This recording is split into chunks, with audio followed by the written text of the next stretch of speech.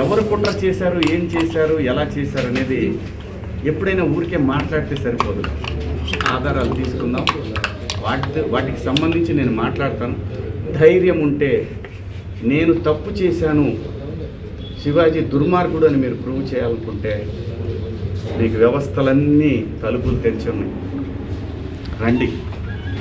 కానీ దయచేసి నేను ఒకటే చెప్తున్నాను, ప్రపంచ వేదికల మీద ఒక 10 దేశాలు, ఒక 180 దేశాల ప్రజలు నిలబెట్టి, ఆడవాళ్ళని నిలబెట్టి, రిప్రజెంటేటివ్స్ అంటే ఒక శారీ కట్టుకున్న అమ్మాయిని మీరు ఇండియన్ కదా అని అడుగుతారు. అది ఈ దేశ పునాదులు. అంత మాత్రం చేత మీరు రోజు చీరలే కట్టుకొని చీరలే ఇచ్చేసి ఏ మూర్ఖుడు చెబుతాడమ్మా అలాగా? ఏ మూర్ఖుడు చెబుతాడు అలాగా? నాకేం పని?